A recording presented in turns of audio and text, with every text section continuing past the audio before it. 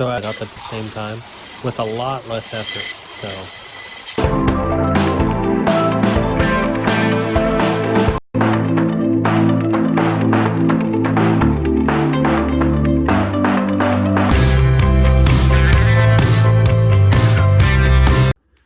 alright, just to maintain the budget, I had a pretty good idea. Since the back of this, here I'll show you. Since the back of this is bed line, which it is the cheap stuff, but since it is already bed line, it'd be a real pain to get all that off and then put new stuff on, and it'd be kind of expensive. So if we wanted anything that would last, so I got a better idea. I'm gonna try one of these horse stall mats, and it was only 40 bucks. So the tricky part is gonna be trimming it to make it look good. And it's gonna be really hard to cut this stuff. So it's gonna be a learning experience. I got a couple ideas, and let's, I'm gonna get the seats out, see how this goes. All right, so we got the line marked. Now we're just gonna take a handsaw to it. And then the tricky part will be cutting out the fender wells and all the other spots that it needs, but we'll get there.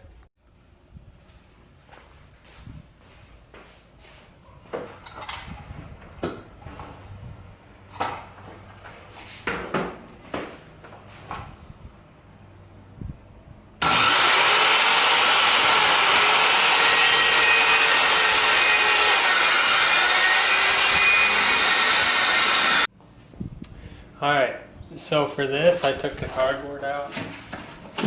The tire holder, spare tire holder is in the way here, so I cut out a slot for it. I lined it up, and then I traced the fender well on this cardboard. What I'm going to do, line it up with the bed mat, trace the fender well, and it should be symmetrical for the other side, so we'll do the same. I'm actually going to remove the bolt on the tire holder, and I'm going to do a nice finished hole here. Instead of, I thought about cutting through, but I wouldn't be able to live with myself, so I'm just going to cut the right hole, remove the tire holder on the rear, be able to bolt it in through the top and hold that down.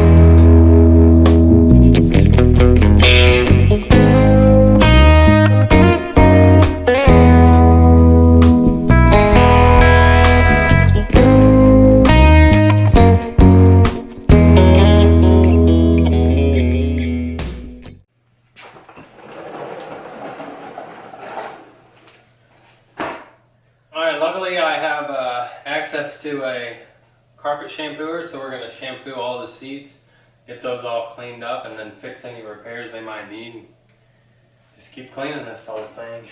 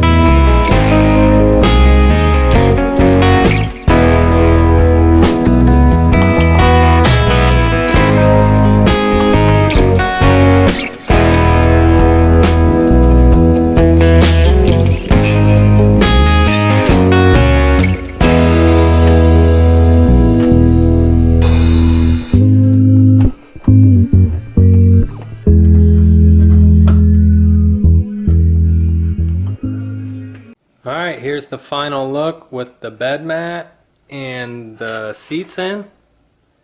Seats are all cleaned up. There's a couple tears in them, but it'll be alright. The bed mat turned out really good. Pretty happy with that, so.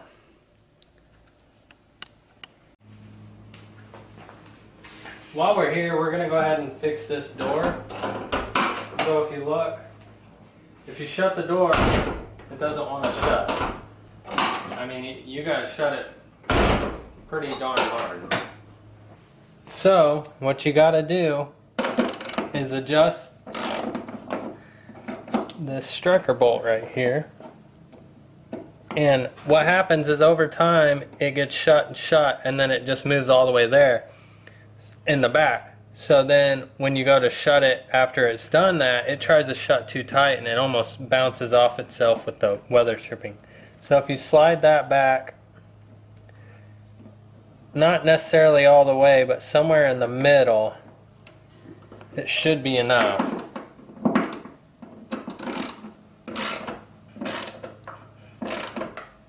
To fix any shutting issues.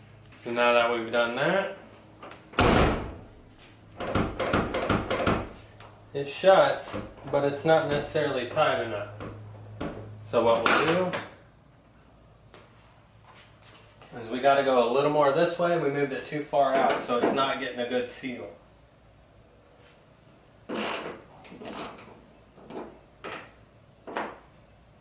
So we'll go slightly less.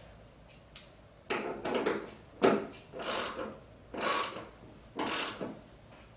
try that.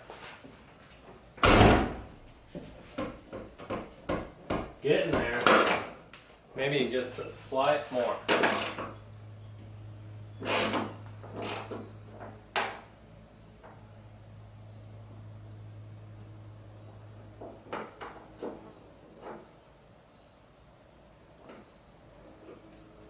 Try that.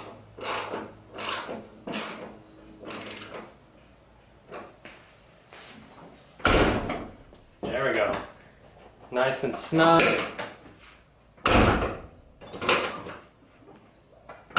Doesn't take a lot to shut it. Now we're headed to the junkyard. We're gonna see if we can find some cheap parts, stuff like the lock latch for the center console, maybe some headlight switches. I also need the door lock actuator. It's a little risky because I don't know if the one I'm grabbing is gonna work, so I might grab like two if I can find them. But yeah, a lot of it is due to my impatience, and a lot of it is because since this is a budget build, you can find some parts from the junkyard for pretty cheap. So we'll get there, and then we'll see what we're doing.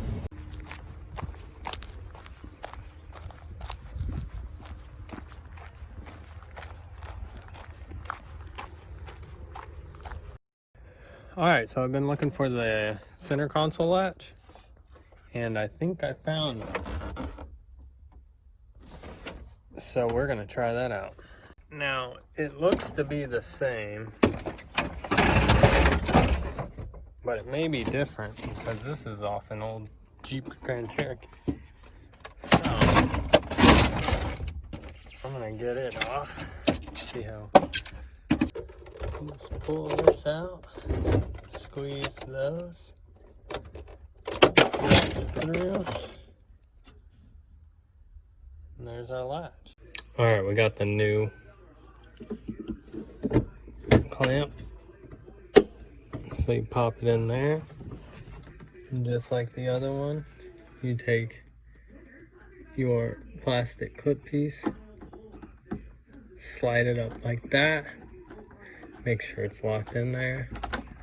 Okay, and then these little notches right there will slide in right here and here, and that'll keep it from opening. There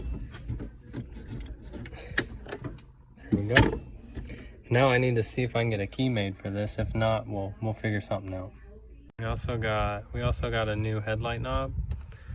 This should just slide right on in. If it doesn't want to stay, okay, I think it'll stay. Anyways, if we have any trouble down the line, I'll just put some super glue or something in there, get that all fixed. So now we're inside the truck. We're gonna start fixing some things on the inside. But I wanted to get started with some new speakers. The old ones are pretty bad, and actually the driver's side has been disconnected, and you know we got a friggin' jam in this thing. So we're gonna be putting in some new speakers today, and then on to something else.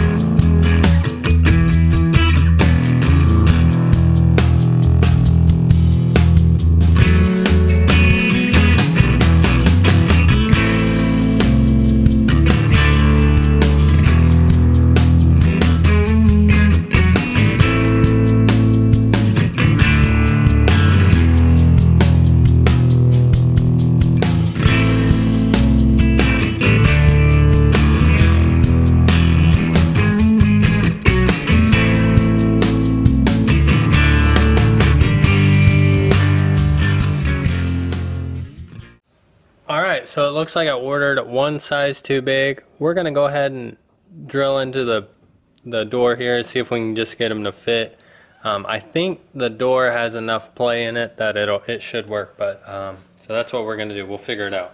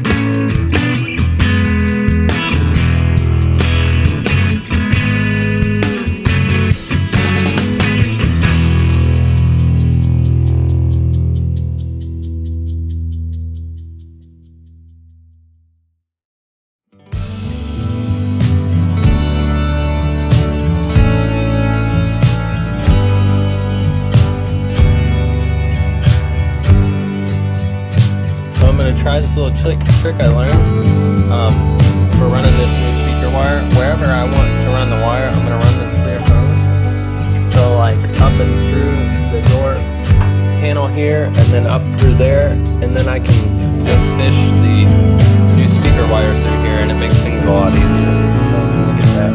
Ready? Alright, so I got the tube come through here, and it comes up through the door, and now I can trace this under the dash, now over there by the head unit. So I'm going to get that done, and then I'll be able to run the new wire.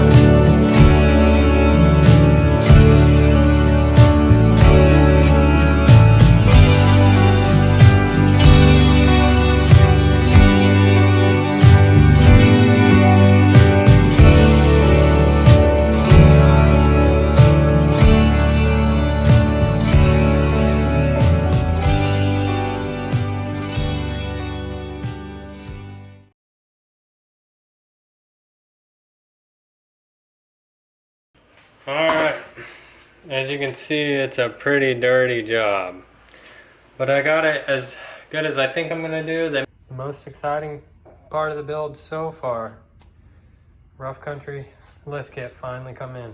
I know a lot of you are going to have a lot to say about this, but it's